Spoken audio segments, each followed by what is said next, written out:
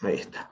Bueno, entonces vamos a hablar hoy sobre, bueno, en la clase pasada hablamos sobre neoplasias tiroideas, ¿sí? Hablamos sobre tumores benignos y malignos de la tiroides. En esta clase entonces vamos a hablar sobre un grupo de patologías que no son neoplásicas, ¿verdad? Pero que eh, se producen a nivel de las tiroides o al menos están implicadas las hormonas que se producen en la tiroides y en la clase vamos a separar bien en dos categorías estas patologías, ¿sí? Ustedes no van a encontrar, o sea, no van a recibir biopsias de tiroides, punciones por alguna de estas patologías, ¿sí? Lo que van a recibir son tal vez muestras de biopsias, piezas operatorias o punciones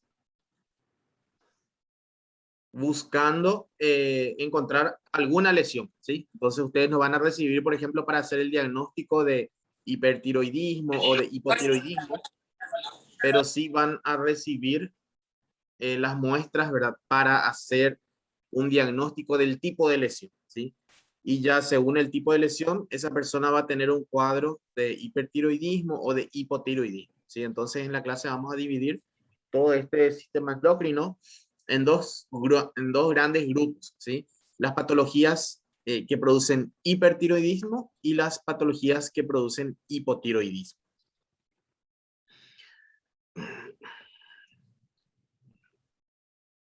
Bueno, ustedes saben que la glándula tiroides se divide anatómicamente, ¿verdad? En dos lóbulos que se encuentran en en las porciones laterales, ¿verdad? Y se encuentran unidas a su vez por un istmo. Entonces, digamos que anatómicamente están divididos en tres secciones. La tiroides en sí se encuentra, ¿verdad? En la región del cuello, por delante de la tráquea, ¿sí? Está en contacto entonces con la tráquea, ¿verdad? Estrechamente. Y generalmente las neoplasias, ya sea benigna o maligna, ¿verdad? Cuando se presentan en la glándula tiroides, implican un aumento de tamaño de esta glándula. Ese aumento puede ser simétrico o asimétrico dependiendo del tipo de patología.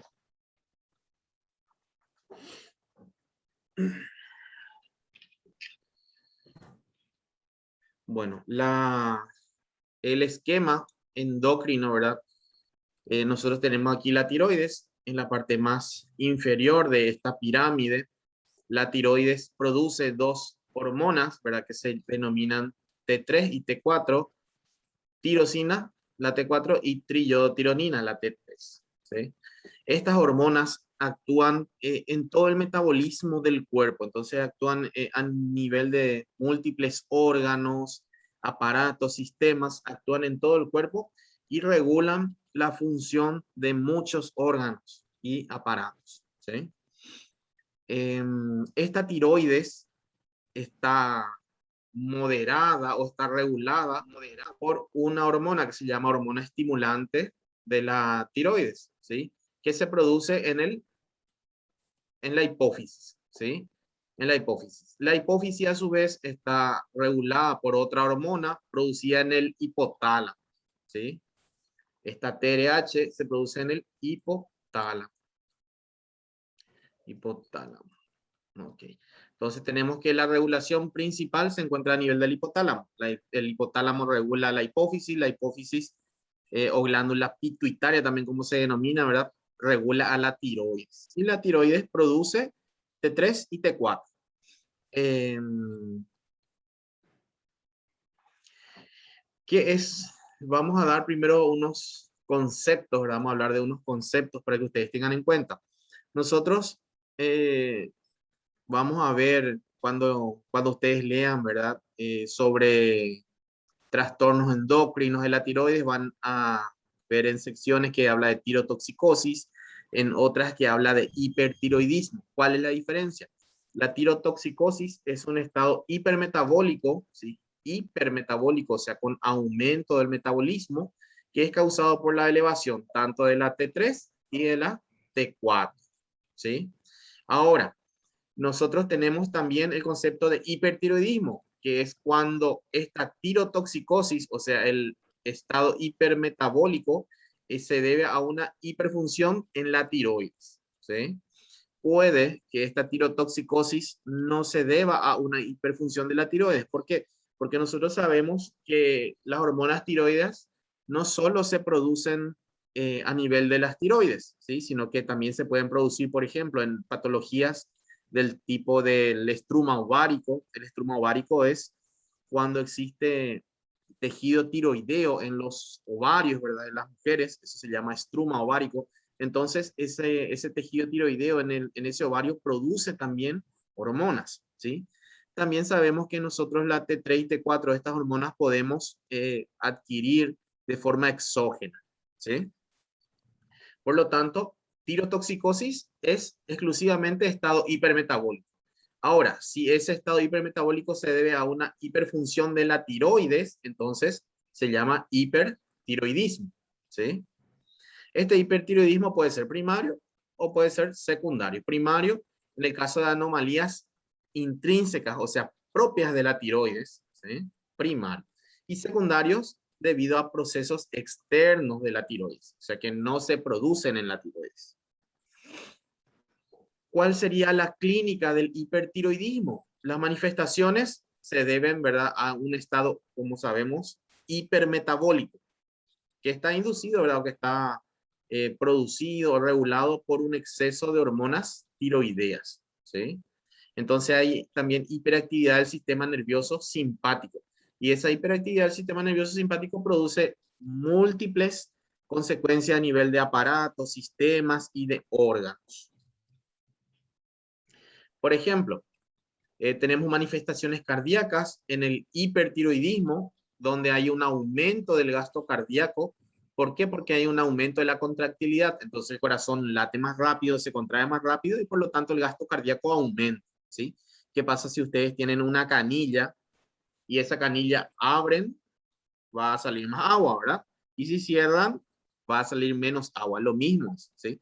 Si ustedes tienen un aumento del gasto cardíaco, va a, o sea, si usted tiene un aumento de la contractilidad, ¿verdad? De abrir la canilla, entonces va a haber un aumento de agua, sería el gasto cardíaco. También están afectados otros órganos, por ejemplo, el sistema neuromuscular. A nivel del sistema neuromuscular hay temblor, hay ansiedad, falta de concentración, hay insomnio, ¿sí? Porque el cuerpo está excitado, ¿sí? Entonces hay insomnio.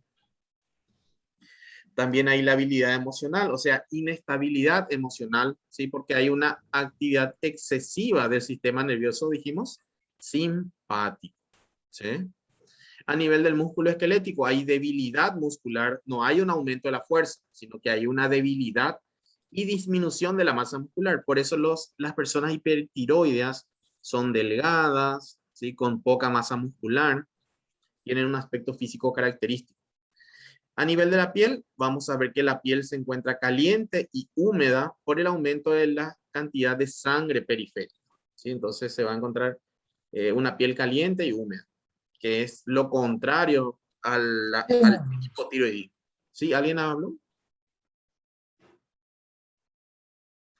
Bueno, a nivel del aparato gastrointestinal, vamos a tener, por esa mayor actividad simpática, hipermotilidad, ¿sí? Hipermotilidad del aparato gastrointestinal.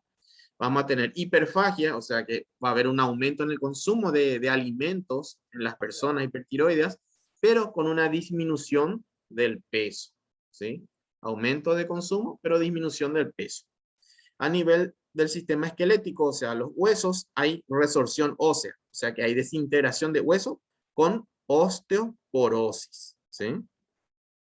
Y a nivel de los ojos, hay estimulación simpática excesiva, ¿verdad? En lo que es el músculo elevador del párpado. Entonces vamos a ver que las personas hipertiroides tienen una facie. ¿Saben lo que significa facie? Facie significa un rostro, un aspecto, ¿sí? De mirada fija. Los ojos van a estar de aspectos saltones, van a estar, va a haber exoftalmo, se llama exoftalmo, ¿verdad? Da la impresión de que el globo ocular sale fuera de la cavidad orbitaria, entonces eso da el aspecto de mirada fija, ¿sí?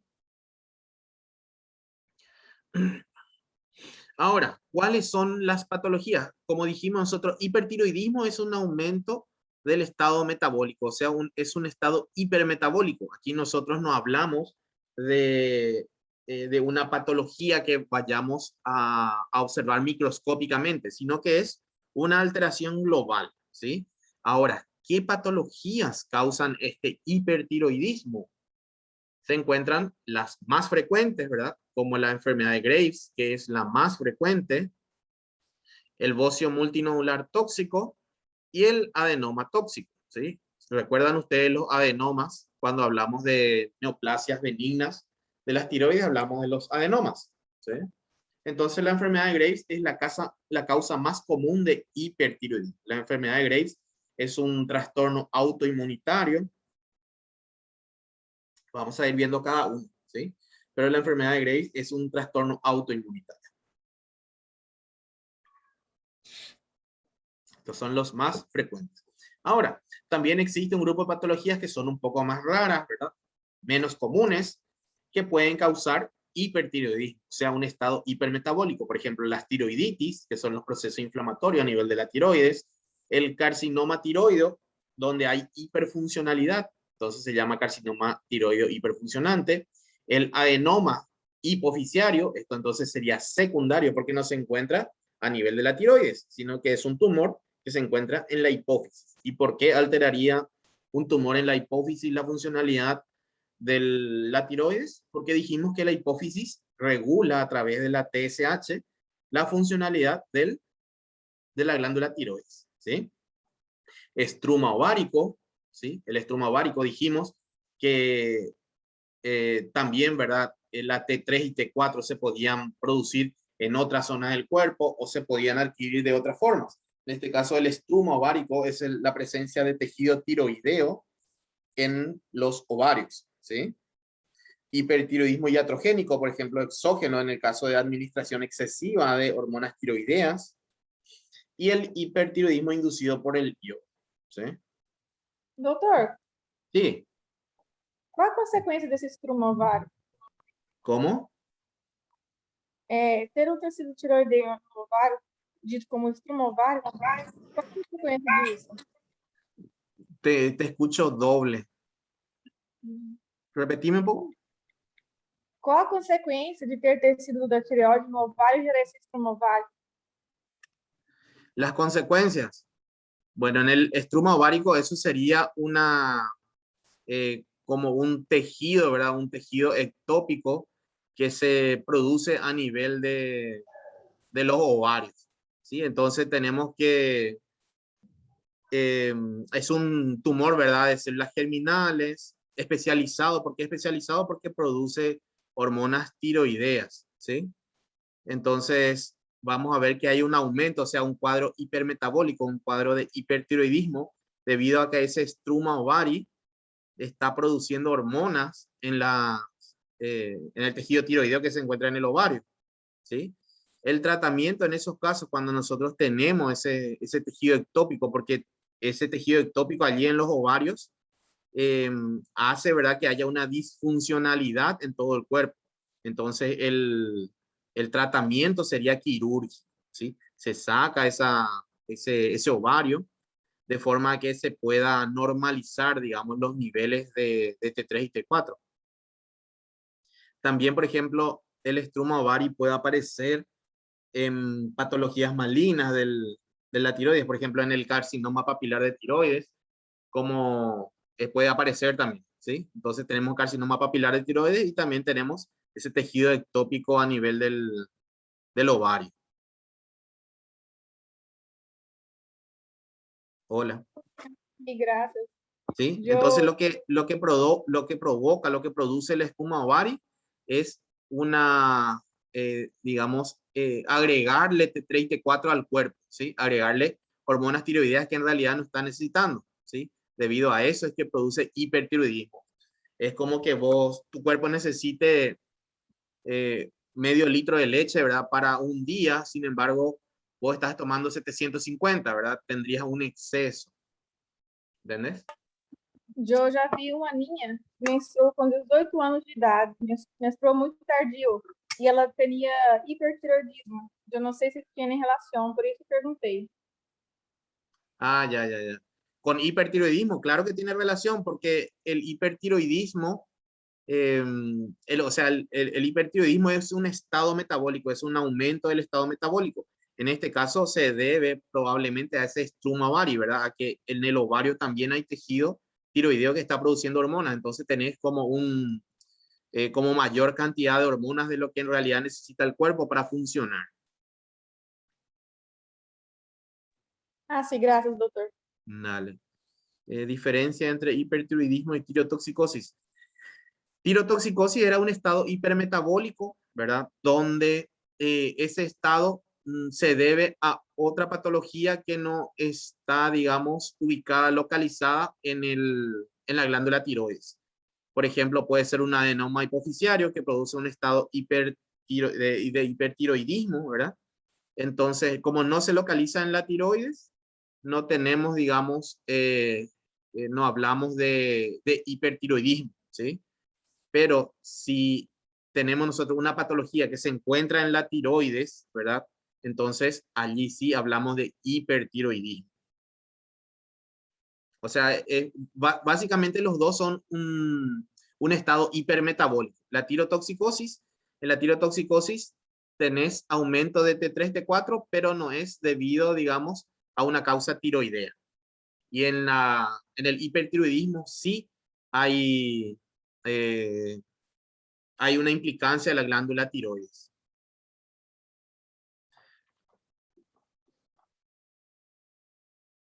Doutor, Sí, então se eu tenho um problema na hipófise que está liberando muito TSH e com isso sí, está gerando um hipertiroidismo, isso seria um quadro de de tirotoxicose? tirotoxicosis. Entendi.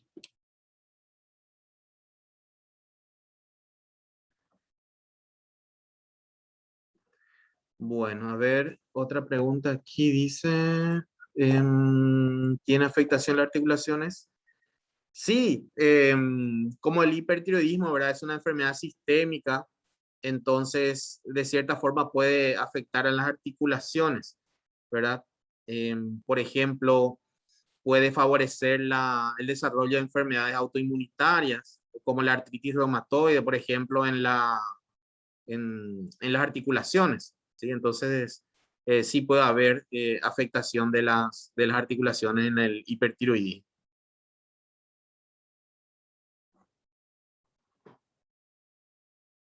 Pero generalmente la mayor parte de las alteraciones se observan a nivel de los músculos, ¿sí? No tanto de las articulaciones, sino de los músculos y los huesos, ¿sí?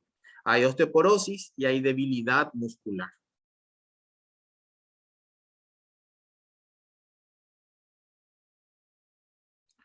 Bueno, a ver. En cuanto a los datos de laboratorio que vamos a tener en un paciente con hipertiroidismo, tenemos, por ejemplo, esto deben manejar ustedes, hay una concentración de TSH que está disminuida, ¿sí? Cuando el hipertiroidismo es primario, ¿sí? O sea, cuando el hipertiroidismo se localiza en la tiroides. Ahora, vamos a tener, obviamente, si decimos hipertiroidismo, ¿verdad? Hablamos de una función hipermetabólica, entonces vamos a tener aumento tanto de la T3 como de la T4, ¿sí?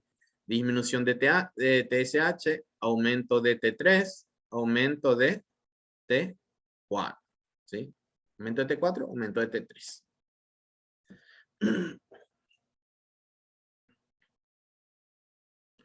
La enfermedad de Graves, ¿verdad? Dijimos que era la causa más común del hipertiroidismo, ¿sí? Entonces, habíamos dicho que era un trastorno, o sea, una patología autoinmune y produce hipertiroidismo, produce agrandamiento de la glándula, produce exoftalmos. Exoftalmos dijimos que era el aspecto, ¿verdad? Que tiene el globo ocular, un aspecto de ojos saltones, ¿verdad? Que tiene el globo ocular. da la impresión, ¿verdad?, de que el globo ocular está saliendo por fuera de lo que es la cavidad orbitaria, ¿sí? Entonces hay una impresión también de mirada fija, ¿sí? Y la dermopatía infiltrante. Es la causa más frecuente de hipertiroidismo endógeno, ¿sí? O sea que del hipertiroidismo que no es debido a causas exógenas, ¿sí? La enfermedad de Graves. En cuanto a la patogénesis, los mecanismos inmunes están implicados, también la herencia, el sexo y posibles factores emocionales. En cuanto al sexo, por ejemplo, es mucho más frecuente en mujeres jóvenes en edad fértil, 20 a 40 años. En cuanto a los mecanismos autoinmunes, esto no hace falta que sepan, es simplemente para completar, ¿verdad?, la información. Existe anticuerpos, ¿verdad?, de tipo IgG que atacan al receptor de TSH, ¿sí?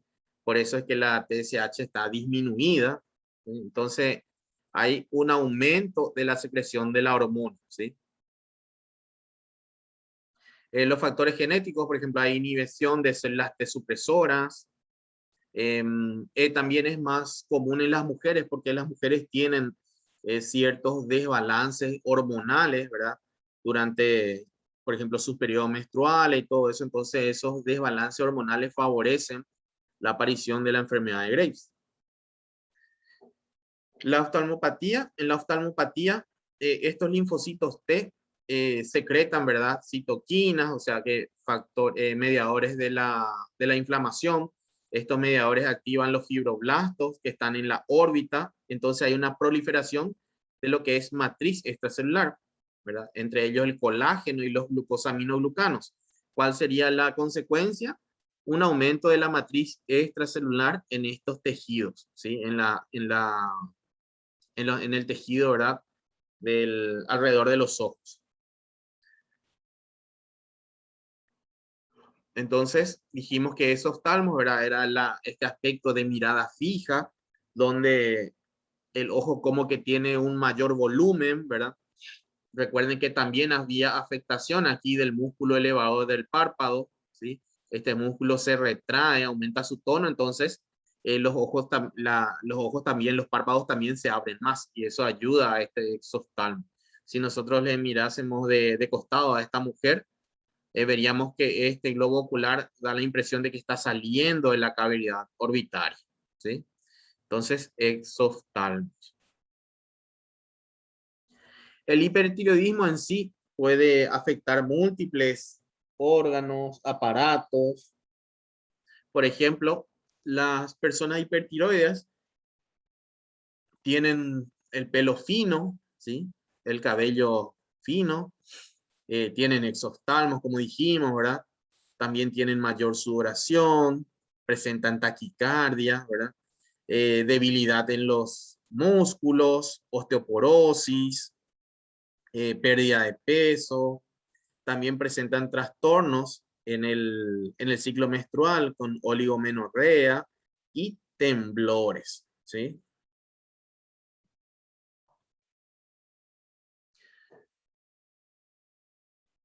Podemos ver alteraciones en otros órganos, por ejemplo, en la enfermedad de Graves. Sigue entrando gente. Podemos ver que existe una hiperplasia linfoide generalizada en otros órganos.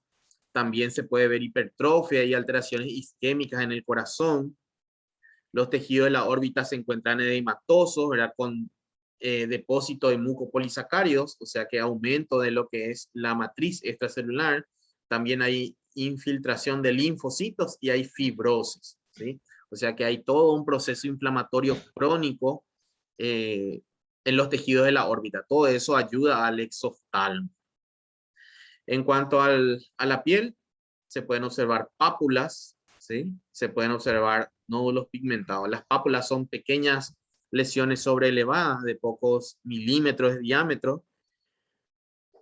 Y los nódulos ya son formaciones, ¿verdad?, que protruyen en la piel, ¿verdad?, pero que no precisamente se encuentren en la epidermis, que se pueden encontrar en la dermis o en el tejido celular cutáneo, pero sobreelevan la piel, ¿sí? Estos nódulos suelen ser pigmentados. Ahora, ¿cuál sería la alteración que nosotros veríamos en la tiroides en los cuadros de enfermedad de Graves? Vamos a ver que hay un aumento de la glándula tiroides,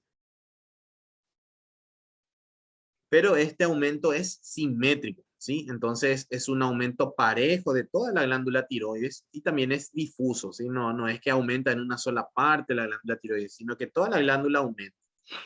Eh, pesan, pueden pesar unos 80 gramos, tienen un aspecto homogéneo, que es bastante similar al músculo, ¿sí? Al músculo, el músculo tiene un color rojo, rosado oscuro, ¿sí?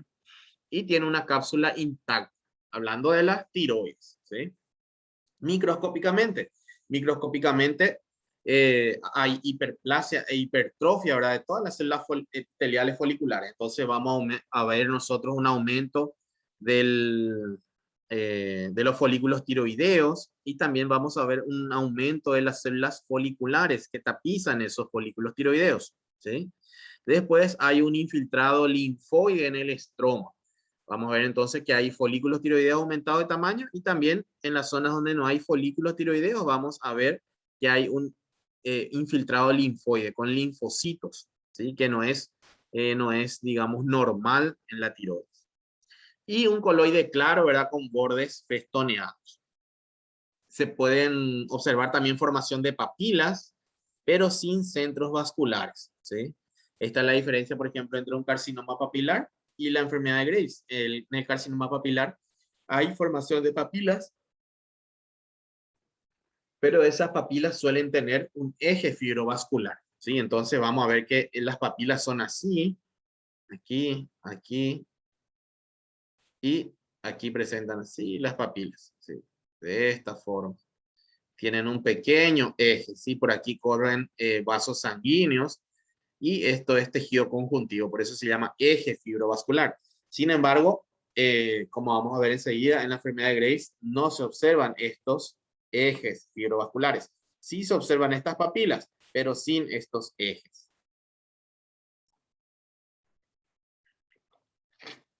Dijimos que había un aumento difuso y homogéneo de la glándula tiroides. Como pueden ver aquí, no es que este lóbulo está mucho más grande que este, ¿verdad? Que el derecho está mucho más grande que el izquierdo. No aparece aquí ningún nódulo muy evidente que le dé una asimetría, ¿sí? Sino que es un aumento bastante parejo de la glándula tiroides. Y la coloración también es característica. Tiene esta coloración salmón, ¿verdad? O rojo, rojiza, característica del músculo. Aquí se observa microscópicamente. Esto es lo que les dije. Aquí se forman pequeñas estructuras papilares, ¿sí? Como las papilas de la lengua, pero no existe aquí un eje fibrovascular, eje así, donde se implanten estas papilas. Simplemente están las papilas, ¿sí? Y hay dijimos, hiperplasia de los folículos tiroideos, entonces hay agrandamiento de estos folículos y también hay agrandamiento de las células foliculares que se encuentran aquí tapizando los folículos, ¿sí? Después dijimos que habían infiltrados linfoides. Fíjense aquí, todo esto azul que se observa son infiltrados de linfocitos. ¿Qué tipo de linfocitos? Linfocitos del tipo T, ¿sí? Linfocitos T. Entonces aquí vemos todo infiltrado linfoide, aquí también un poquitito de infiltrado linfoide. Infiltrado linfoide, papilas sin eje fibrovascular e hiperplasia de los folículos tiroideos, ¿sí? Aquí vemos un poco más de cerca. Aquí se observan las papilas. ¿Ven? Estas son las papilas sin eje fibrovascular. Y esta es una papila con eje fibrovascular. ¿Sí? Como ven aquí, esto es como si tuviese una rama. ¿Sí? ¿Ven? Es como una rama y de allí salen las papilas. Esto no es enfermedad de Graves. Esto sí es... Ay, qué feo sale. Esto sí es enfermedad de Graves. Esto no. ¿Sí? Aquí se observan las papilitas, pero no hay un eje. No hay un eje fibrovascular. Aquí sí hay un eje. Esto que está aquí en el centro es como un tallo. Laboratorialmente, entonces dijimos que en la enfermedad de Graves había una disminución de la TSH y hay aumento, obviamente, ¿verdad? Porque estamos hablando de hipertiroidismo, entonces hay aumento de la T3 y T4, ¿sí? Hay mayor captación de yodo radioactivo también. ¿Sí? Si nosotros le administramos yodo radioactivo al paciente, vamos a ver que capta bastante, ¿verdad? Entonces, toda la tiroides capta homogéneamente el iodo radioactivo. No vamos a ver ninguna zona donde se capte más, ni zonas donde se capte menos, ¿sí? Por ejemplo, en los nódulos, cuando existen lesiones nodulares, los nódulos hipercaptantes generalmente captan más que todo el resto del parénquima tiroideo. En este caso, no. ¿Cuál es el tratamiento? Dijimos que en el hipertiroidismo, ¿verdad? Se presenta un estado hipermetabólico, ¿verdad? Con taquicardia, aumento del gasto cardíaco, entonces se le puede administrar bloqueadores beta-adrenérgicos, ¿verdad? Para combatir la taquicardia, para combatir las palpitaciones, los temblores y la ansiedad. También se puede tratar de disminuir la síntesis de T3 y T4 con tionamidas, ¿sí? Son un grupo de fármacos. Y se puede hacer ablación con iodo radiactivo o cirugía, en último caso, ¿verdad? Si es que no funciona con, no funciona con las tionamidas. Ahora, la enfermedad, recuerden, la enfermedad de Graves es la causa tiroidea más común de hipertiroidismo, ¿sí? Ahora, también Doctor, habían otras causas que son comunes, ¿verdad? Pero no tanto como la enfermedad de Graves. Por ejemplo, el bocio, que puede ser difuso y multinodular, ¿sí? Entonces, el bocio es un aumento del tamaño de la tiroides en forma difusa o nodular, ¿sí? doctor, Reflejando alteraciones en la síntesis de hormonas tiroideas, ¿sí? En la mayoría de los casos, debido a dietas pobres en yodo. Entonces, ustedes saben que para el metabolismo, para el funcionamiento de la tiroides, el cuerpo necesita yodo, ¿sí? Entonces, cuando hay una, digamos, una administración escasa de yodo por el cuerpo, ¿verdad? Es como que el cuerpo detecta que hace falta, o sea, hay una disminución de la T3 y T4, ¿verdad? Disminución de la actividad de la tiroides. Entonces, ¿qué es lo que hace el cuerpo? Hace que la tiroides empiece a funcionar más. Ahí ocurren las hiperplasias y todo eso, se forman los nódulos, pero en realidad el problema no está ahí, el problema no está en la TSH, el problema no está en la T3, T4, ¿verdad? El problema está en que hay una carencia de consumo de ingesta de yodo. Esto, por ejemplo, se puede dar cuando se consumen sustancias bociógenas, por ejemplo, el coliflor, la mandioca, también cuando se consumen alimentos, ¿verdad? Con tiocianato. El tiocianato es como un contaminante que se encuentra en el suelo, en las aguas, donde se realiza manipulación o tratamiento, por ejemplo, de carbón, de plata, de oro. Entonces, en esos suelos son donde hay eso, ¿verdad? Donde se trata o se explota el suelo buscando oro, plata o carbón. Entonces, esos suelos son ricos en tiocianato. Estos tiocianatos ingresan o van al agua, ¿verdad? Contaminan el agua o ingresan a los alimentos. Por lo tanto, ellos inhiben el transporte de yodo, entonces es como que colaboran a que ocurra el bocio, ¿sí? A que disminuya la ingesta de yodo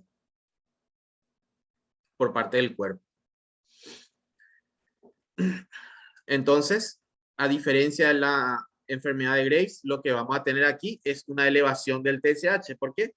Porque nuestro sistema nervioso detecta que las hormonas tiroideas están disminuidas, ¿sí? T3, T4 están disminuidas, pero recuerden, están disminuidas porque hay una carencia de yodo, ¿sí? Carencia de yodo en la alimentación. Entonces, pero el cerebro no sabe que este es el problema. ¿Qué es lo que hace el cerebro? Empieza a producir más hormona estimulante de la hipófisis, ¿verdad?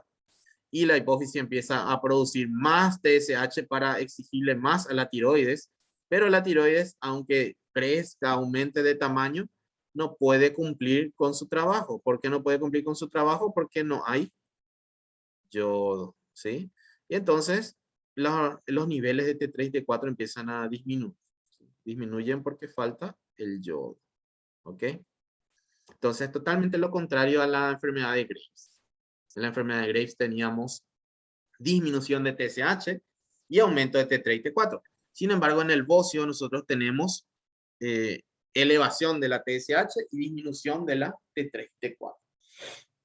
Como consecuencia de esta elevación de TSH, es como que la TSH hace que esta tiroides vaya al gimnasio, ¿sí? Entonces empieza a hipertrofiarse, los folículos empiezan a hiperplasiarse, ¿sí? Empiezan a aumentar de tamaño, las células foliculares aumentan también de tamaño. Entonces en el bocio difuso simple hay un aumento difuso de la glándula, ¿sí? Que no supera tampoco los 100 o 150 gramos. En la enfermedad de Graves era un aumento difuso, ¿verdad? Homogéneo. En el bocio difuso es también un aumento difuso, pero ya la tiroides presenta un tamaño más grande, más aumentado y en mayor peso. Entonces, microscópicamente nosotros vamos a distinguir dos estadios. El estadio hiperplásico, donde los folículos están revestidos por un epitelio cilíndrico, ¿verdad? A veces forman pequeñas papilas. Y el estadio coloideo o de involución, donde vamos a ver folículos dilatados con abundante coloide, ¿sí? Que es lo que, digamos que es lo más fácil de distinguir, ¿sí? Siempre cuando ustedes ven microscópicamente el parénquima tiroideo con folículos tiroideos aumentados de tamaño, con mucho coloide, entonces a eso se le denomina bocio, ¿sí? Entonces, bocio difuso simple. Después hay otro tipo de bocio que es el bocio multinodular, pero en este caso esto es bocio difuso simple. Aquí tenemos un aumento del cuello, ¿verdad? Del tamaño del cuello. Aquí entonces, así está aumentada la glándula tiroides, ¿sí? Aquí. ¿Ven? Doutor, Esto por ya que es muy fala... diferente a la enfermedad de Graves. Esta es la enfermedad de Graves. ¿Ven? Un aumento difuso, homogéneo. Aquí ya vemos que el aumento es más marcado, ¿sí? Es difuso, hay aumento en toda la glándula, pero la coloración ya varía, ya se observan pequeñas formaciones nodulares aquí, que si cortamos vamos a ver que son pequeñas dilataciones de los folículos tiroideos, ¿sí? Si nosotros cortamos eso, entonces vamos a ver que se observa, por ejemplo, un nódulo de aspecto carnoso, bien delimitado, que no suele tener cápsula, puede presentar zonas de hemorragia como esta es una zona de hemorragia.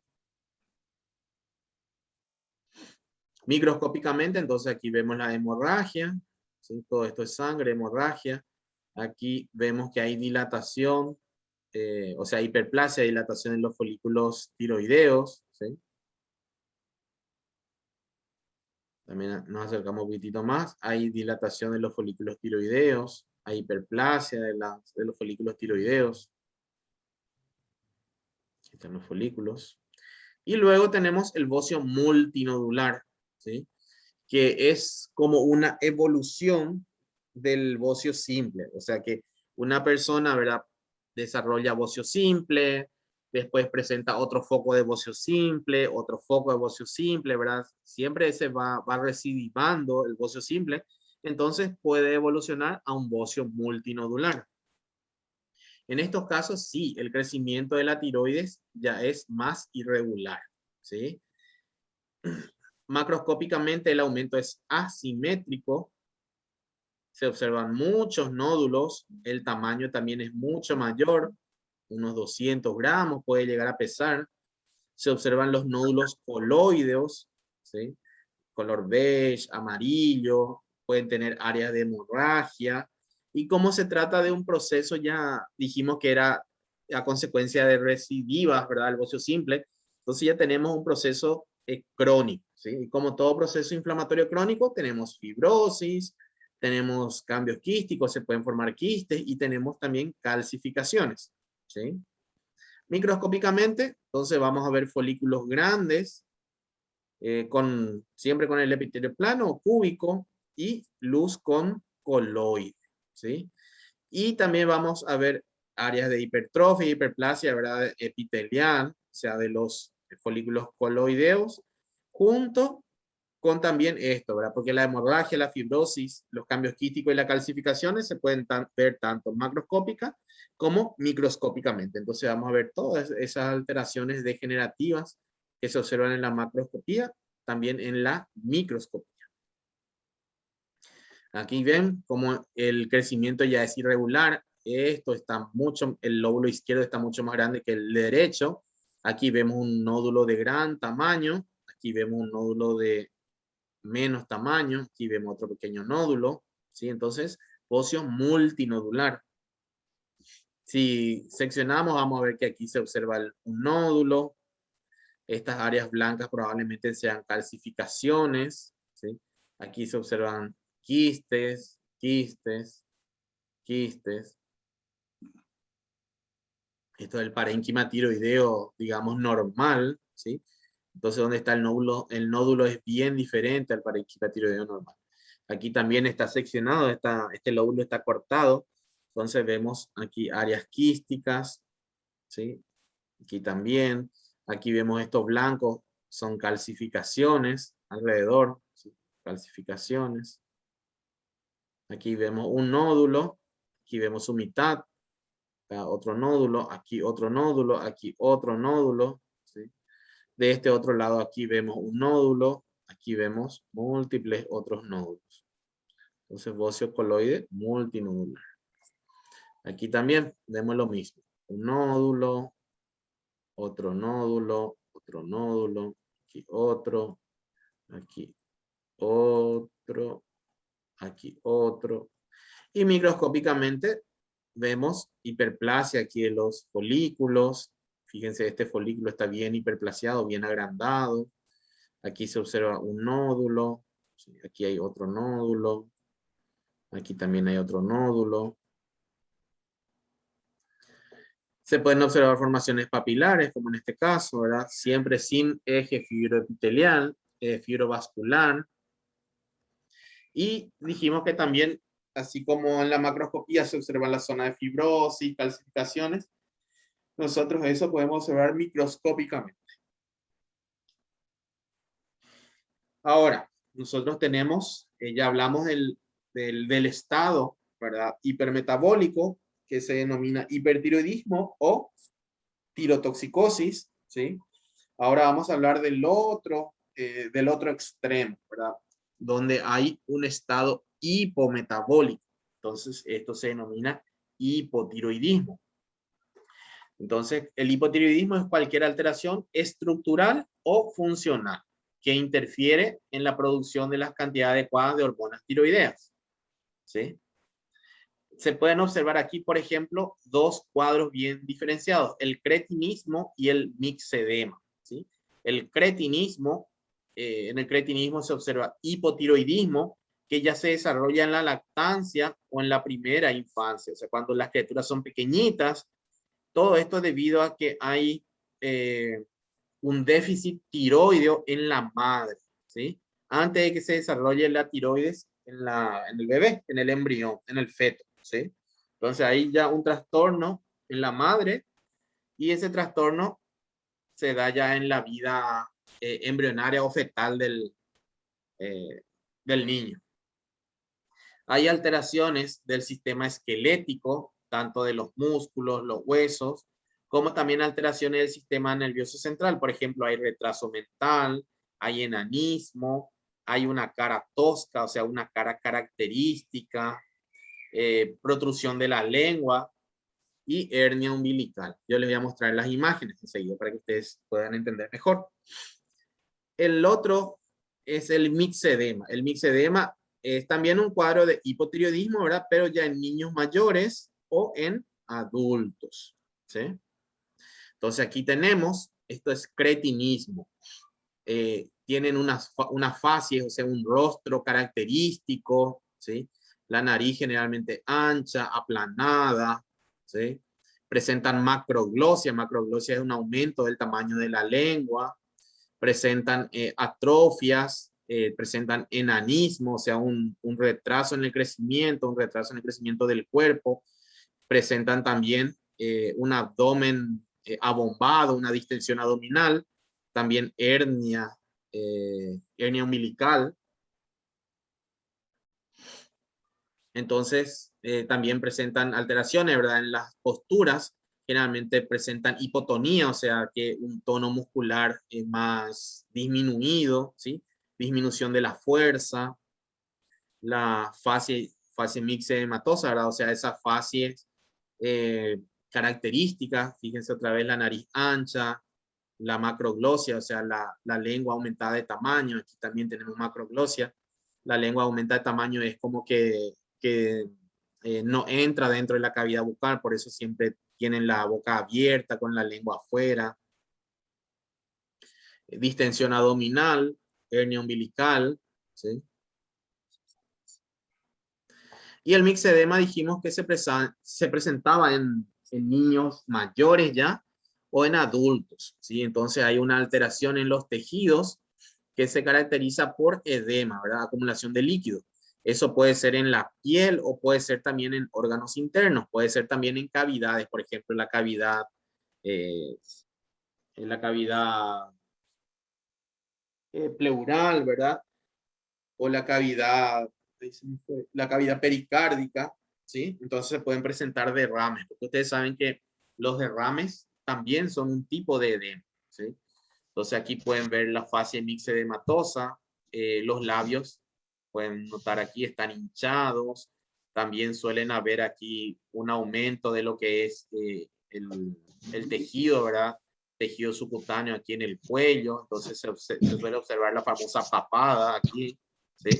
Ven la macroglosia, el edema en los labios, en la cara, tienen una fase como una fase, digamos, característica, como inexpresiva.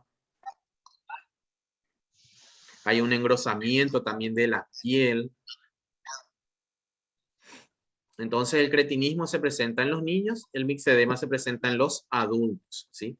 La fase generalmente, o sea, la cara de los mixedematosos suele ser una cara de cansancio, ¿sí? De que tienen sueño, de somnolencia.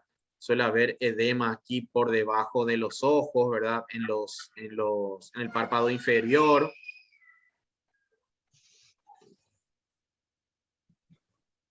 También una cara de somnolencia, dijimos, ¿sí? La nariz, fíjense, ¿sí?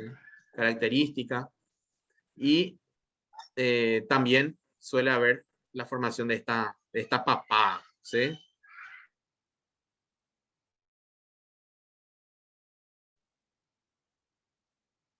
Este cuadro de mixedema evoluciona, si es que evoluciona, ahora empieza a aparecer anemia, ¿verdad? Debido a la disminución de las hormonas tiroideas, también palidez, edema periorbitario, fíjense el edema aquí alrededor de los ojos, en el párpado inferior,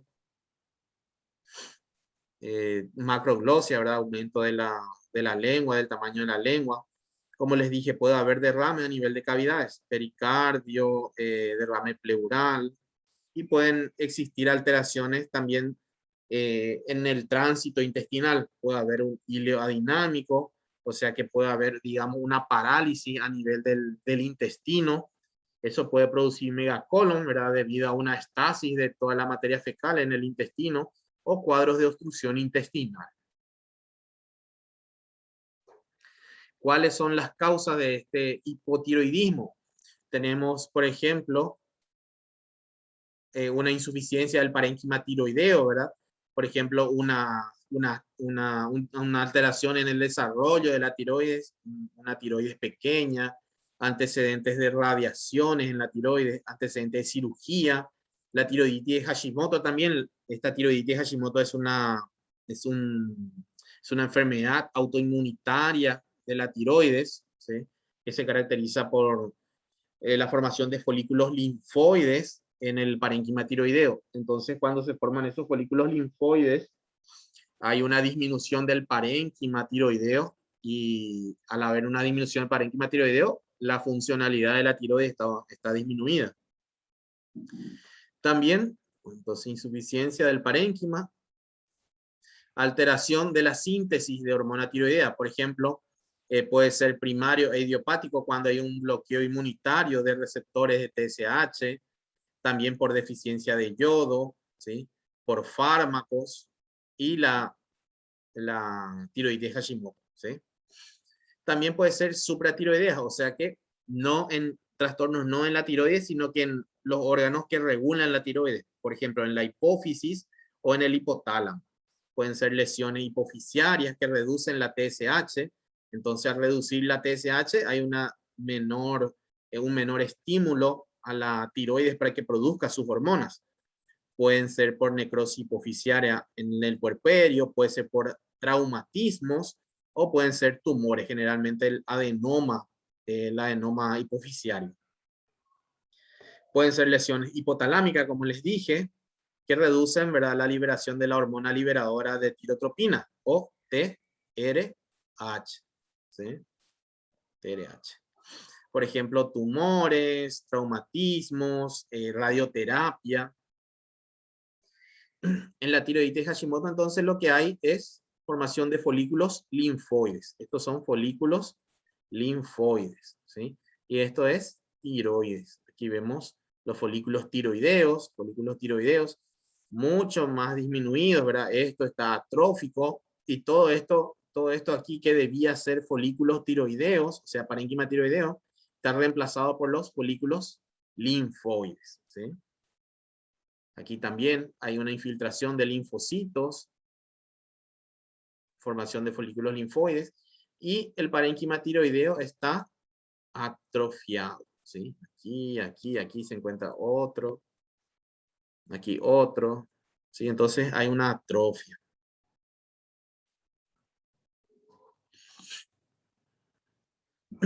Ahora, clínicamente, ¿qué es lo que vamos a observar en el hipotiroidismo? Vamos a observar fatiga, ahora lo contrario a lo que es el hipertiroidismo. En el hipertiroidismo observábamos un aumento, ¿verdad?, del metabolismo, entonces teníamos insomnio, teníamos nerviosismo, temblores, sin embargo... Hola, ¿alguien habló? Aquí en el hipotiroidismo vamos a observar fatiga, apatía, pereza mental, ¿verdad? También distracción. En el hipertiroidismo teníamos piel caliente porque había una mayor circulación de sangre en la piel, ¿verdad? Aquí tenemos intolerancia al frío, tenemos sobrepeso. En el hipertiroidismo teníamos adelgazamiento, atrofia muscular. Aquí tenemos estreñimiento. Hay una reducción del gasto cardíaco. En el hipertiroidismo teníamos un aumento de la contractilidad y un aumento del gasto cardíaco. Aquí tenemos una reducción del gasto cardíaco. Hay una insuficiencia respiratoria, piel fría y pálida. En el hipertiroidismo teníamos piel caliente. En el hipertiroidismo teníamos sudoración. Aquí tenemos una disminución de la sudoración. Entonces tenemos totalmente lo contrario, ¿sí? A nivel de los tejidos, vamos a observar que se observa una acumulación de aminoglucósidos, de ácido hialurónico en la piel, en el tejido subcutáneo y en las vísceras, ¿sí? Por eso es que nosotros vamos a observar que hay edema en la piel, ¿sí? Edema en la piel de la cara, edema en las cavidades, en los órganos. Este hipotiroidismo puede ser primario, en ese caso siempre va a haber disminución de T3 y T4 y aumento de la TSH, ¿sí?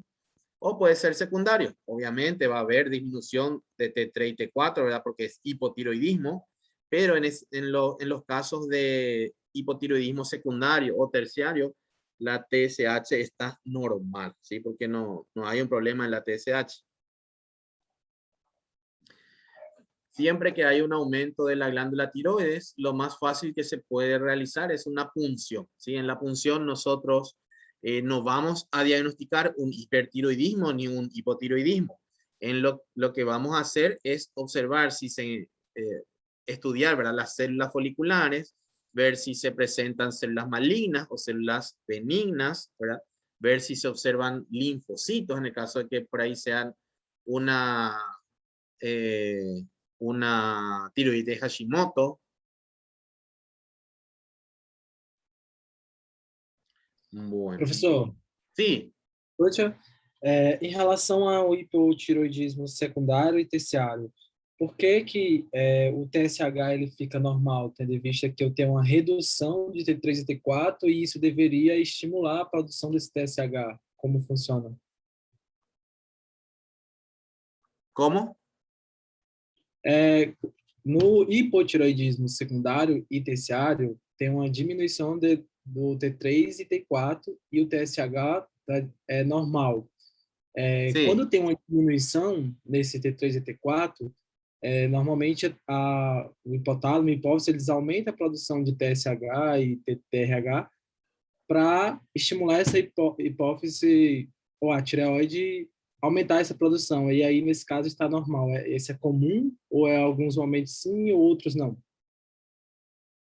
Ya, lo que ocurre es que en la secundaria y la terciaria la alteración está a nivel de la TRH, ¿verdad? Que es la hormona liberadora de tirotropina, ¿sí? Entonces, eso hace que haya una cantidad insuficiente de TSH, ¿sí? Pero el dosaje de TSH sería normal, o sea que no hay una alteración en lo que es el TSH, ¿entendés? La alteración está en el órgano por encima, digamos, de la tiroides.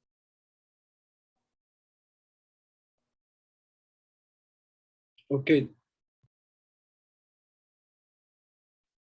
A ver, aquí preguntaron algo también con respecto a la asistencia. No se preocupen por la asistencia a las prácticas yo a todos les... ya, para ver.